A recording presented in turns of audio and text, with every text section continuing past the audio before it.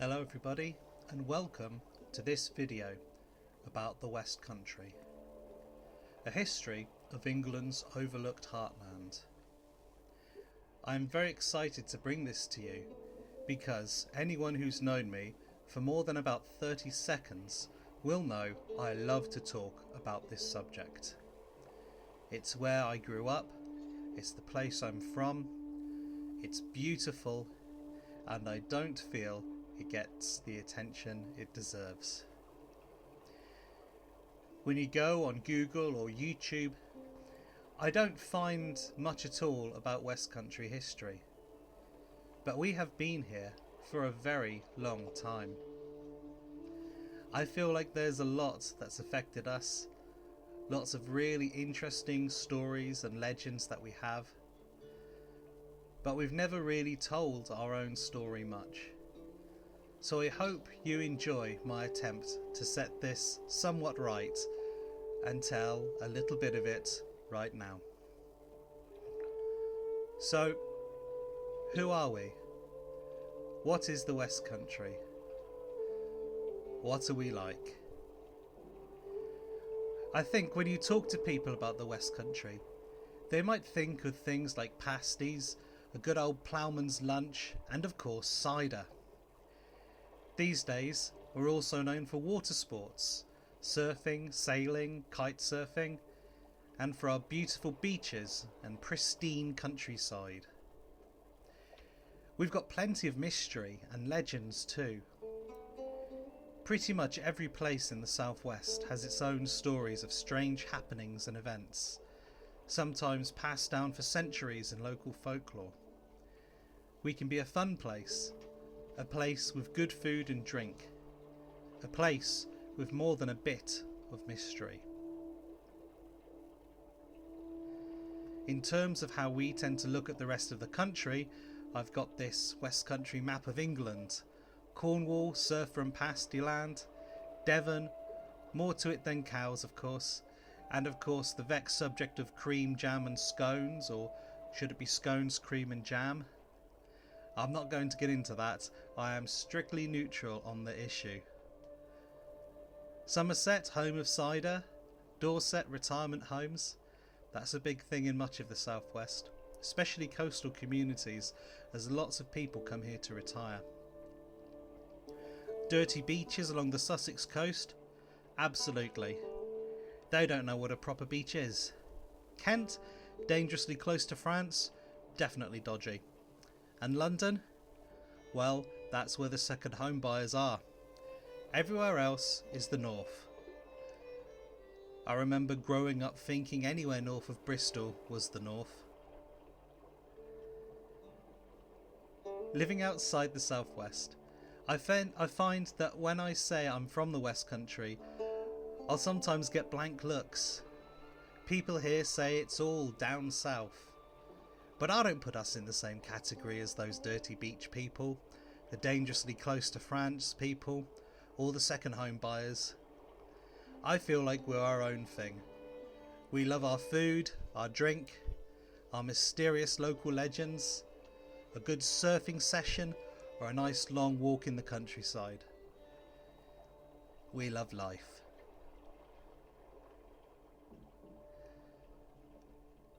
What's that then? Let's move on to a few more serious maps about the West Country.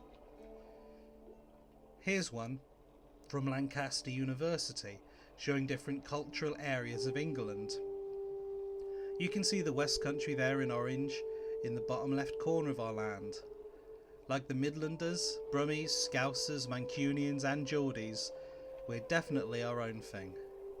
But you probably won't see as many of us around, partly because we're a bit more obscure, and partly because there aren't that many of us.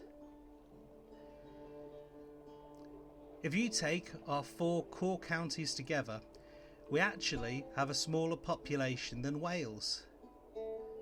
There are more Welsh people knocking about than West Country folk. Yet at the same time, the West Country covers about a fifth of England, 20% of the land, and only about 3.5% of the population of the country. In terms of religion, more people in the southwest ticked other in the latest census than anywhere else in the country, especially in Cornwall, South Devon and the area around Glastonbury. There are more people here perhaps looking to older legends for religious inspiration than elsewhere, which adds to that mysterious image of our peninsula. As for West Country identity, YouGov polled people on this. Devon topped the list at 89%, with majorities in Somerset, Dorset and Cornwall identifying as West Country. Bristol was 88%, although I'm not sure how you can be a proper West Country person if you live in a city, but that's just me. Wiltshire and Gloucestershire came in at 44% and 39%, and surprisingly 5% of people in Worcestershire identified as West Country. I've even been to places in Wales like Monmouth, whose museum talked of the place as being a West Country rather than a Welsh town. It's not often you hear of us in the media, especially not in a serious context. When we do get attention, it's often light-hearted stuff. The Wurzels are a band a lot of people know and love. I Am a Cider Drinker is a West Country anthem, and I've heard football fans of West Country teams sing Where Be That Blackbird Too from the terraces. Doc Martin is a West Country story from the mind of legendary Dorset actor Martin Clunes. In Doc Martin, the Cornish characters are lovely, but maybe a little bit slow or quirky. That stereotype probably fits more than I'm comfortable to admit, but it's not the whole truth. Accents can be strong. I try to speak RP now, that's received pronunciation, so that people like you can understand me, and people around me as I don't live there anymore. But when I spent a summer working back home, people up north told me, "You've come back with a right West Country accent, you have." There's a famous scene in Hot Fuzz where policemen have to get translated to understand a local talking about hedges. I understood every word to the amazement of the Canadian friend I was watching it with.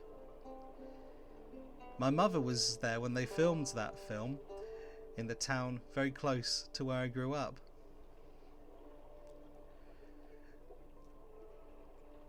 The sitcom This Country, set in Gloucestershire, is probably the most accurate thing I've seen about rural southwest life. It is shockingly close to my late teenage and early 20s years. Again though, it's comedy. Nice people, but a bit quirky and maybe backward. And that's often the picture the rest of the country, and even the world, has of us, when they think of us at all. The reality is a little less rosy. In terms of income, we tend to earn much less than much of the country, especially compared to the south right next door to us. Yet, with all those London and home counties buyers snapping up second homes and holiday lets, our property prices are sky high. That makes it hard for locals to afford to even rent a place to live, let alone buy a house. Even goods can cost more. Fuel has to be transported further, pushing up prices, though thankfully we produce more than our fair share of food. Flooding has been a big issue. The winter of 2012 to 13 was very difficult in my area, with some people living for months without proper sanitation. The county had to appeal to London for emergency help, but it didn't come, not quickly anyway. The Dutch, however, were amazing. They sent equipment and expertise that made a real difference, in some ways actually more of a help to us than London was. So thank you, Holland. And yet, when the flooding hit the Thames Basin that same year, affecting London and the home counties, the government couldn't deploy emergency assistance fast enough. That same winter, the railway line along the South Devon coast towards Plymouth and Cornwall was out of action for months. Can you imagine any other part of the country being without rail services for that long, with so little being done? So, in the West Country, we've learnt to sort things out ourselves. I knew friends who had a fire at the hotel they worked in and dealt with it themselves because the fire brigade would have been too late. Another man in that awful flood winter even built earth ramparts by himself around his home to keep it dry, and it worked. But it shows that we often have to be a lot more self-reliant than people elsewhere in the country where help is more readily available. Our countryside is absolutely beautiful though. Because we've got such a low population density, a lot of ancient sites have survived. Iron Age hill forts like Maiden Castle and Cadbury Castle, which are surprisingly good for kicking a football about on.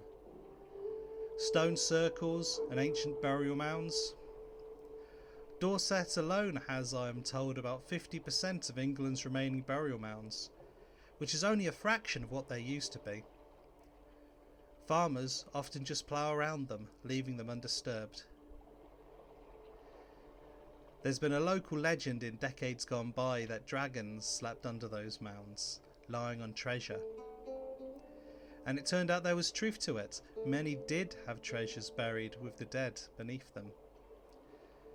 And now that treasure's sometimes on display in local museums. One particularly atmospheric site is the Hellstone Dolmen here, overlooking Lyme Bay.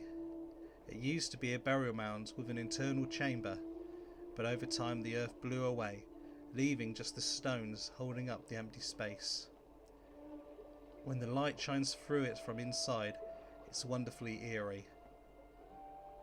And I love it.